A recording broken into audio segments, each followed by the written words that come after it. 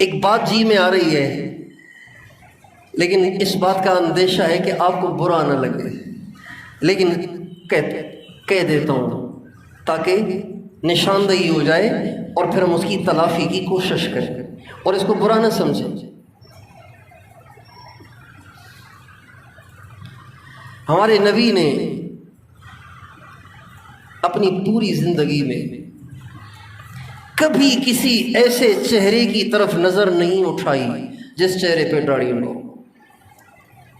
آپ سیرت پڑھ لیجئے، یہ میری گھڑی ہوئی بات نہیں ہے، پوری سیرت کھنگال لیجئے۔ ہمارے نبی نے پوری عمر کبھی ایسے چہرے پر نظر نہیں ڈالی جس چہرے پہ داڑھی نہ ہو۔ زندگی میں ایک دفعہ 2 شخص آپ کے سامنے ایسے آئے جن کے چہرے پہ داڑھی نہیں تھی۔ اس سے پہلے کبھی، چونکہ مشرکین مکہ بھی داڑھی رکھتے تھے، یہودی بھی رکھتے تھے، عیسائی بھی رکھتے تھے، یہاں تک کہ دنیا کے سارے کافر رکھتے تھے، صرف ایک ایران کے مجوسی جو آگ کی پوجا کرتے تھے وہ داڑھی نہیں رکھتے تھے۔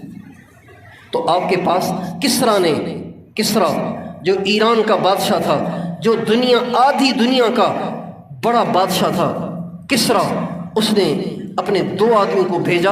جب اس کو پتا چلا کہ کسی نے نبوت کا دعویٰ کیا ہے اور لوگ اس کے پیروکار بنتے چلے جا رہے ہیں، تو اس نے کہا 2 سپاہیوں کو بھیجا کہ جاؤ جا کے اسے گرفتار کر کے لے آؤ، پکڑ کے لے آؤ، میرا نام ہی کافی ہے، جب تم میرا نام لوگے تو وہ خود ہی تمہارے ساتھ چل دے گا، میرے خوف سے، میرے ڈر سے۔ کسرا کی اتنی وجاہت، اتنا رعب اور دبدبا تھا۔ وہ جو 2 آئے تو وہ ویسے ہی تھے جیسے ہوتے تھے۔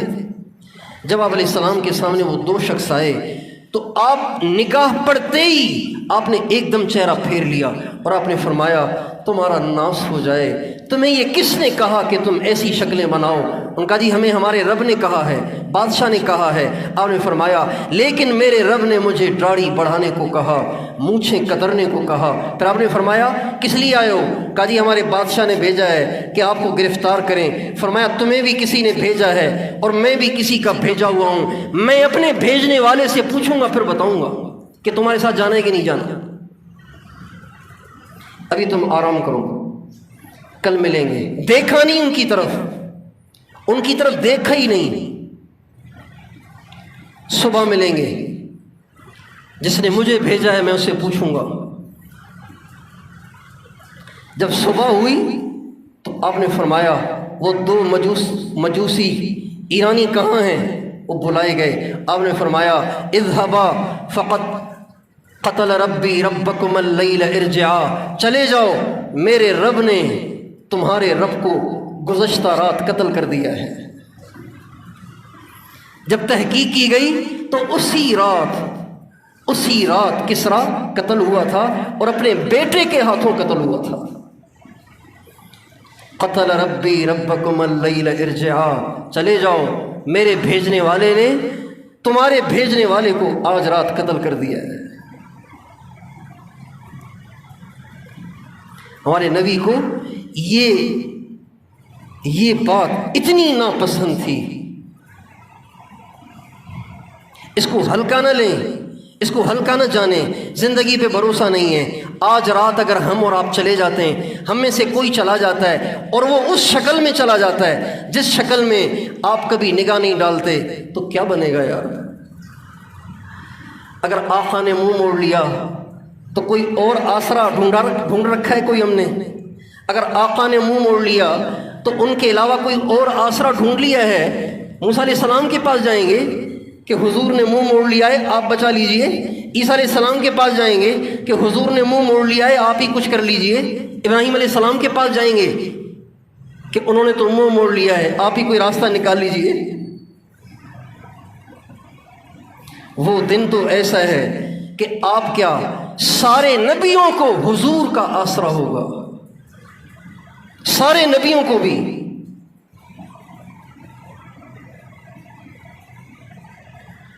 جب جنت میں جانے لگیں گے تو جنت کے دروازے بند ہوں گے، تو جنت کا فیصلہ جن کے لیے ہوا ہوگا وہ کہیں گے جنت کا فیصلہ تو ہو گیا لیکن گیٹ تو بند ہے، کیا کریں؟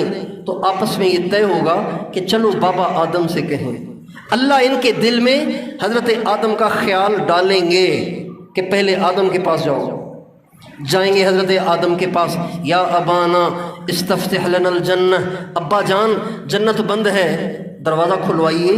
کہیں گے بیٹا آج میں کچھ نہیں کر سکتا، جاؤ حضرت نوح کے پاس۔ یہ سارے جائیں گے حضرت نوح کے پاس، ان کے حضرت آدم کے دل میں بھی اللہ ڈالیں گے کہ نوح کا نام لو۔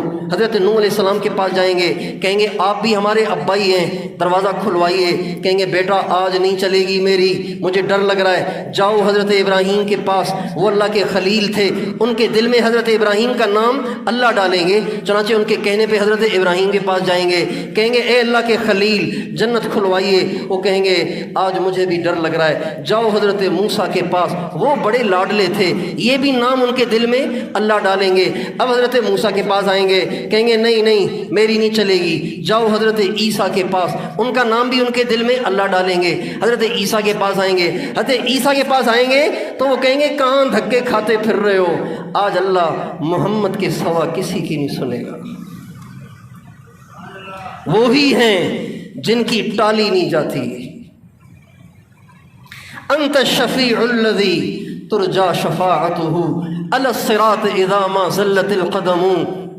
علامہ امام بوصیری رحمۃ اللہ علیہ کی قبر پہ خدا کروڑوں رحمتیں برسائے، فرمانے لگے انت الشفیع الذی ترجا شفاعته علی الصراط اذا ما زلت القدم۔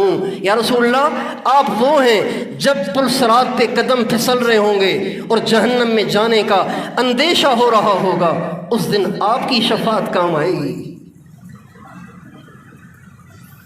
عیسیٰ علیہ السلام کہیں گے جاؤ محمد کے پاس، ان کے سوا کسی کی نہیں سنی جائے گی۔ یہ اتنا لمبا جو پروسیس ہوگا نا، وہ اللہ خود چلائے گا، اللہ خود کروائے گا۔ پہلے ان کے دل میں حضرت آدم کا نام آئے گا، حضرت آدم کے دل میں حضرت نوح کا نام آئے گا، حضرت نوح کے دل میں حضرت ابراہیم کا نام آئے گا، حضرت ابراہیم کے دل میں حضرت موسیٰ کا نام آئے گا، حضرت موسیٰ کے دل میں حضرت عیسیٰ کا نام آئے گا۔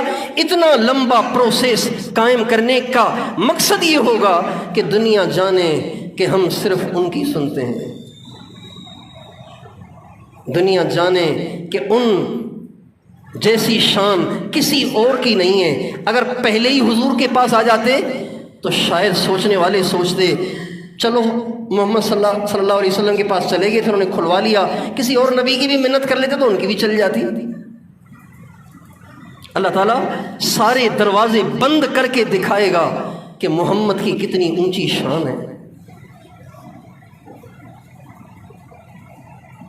تو بھائیو ان کے سوا آسرا نہیں، لہٰذا ہر وقت اس کنڈیشن میں رہیں، اس پوزیشن میں رہیں، اس اسٹائل میں رہیں کہ اگر جائیں تو آقا منہ نہ موڑے۔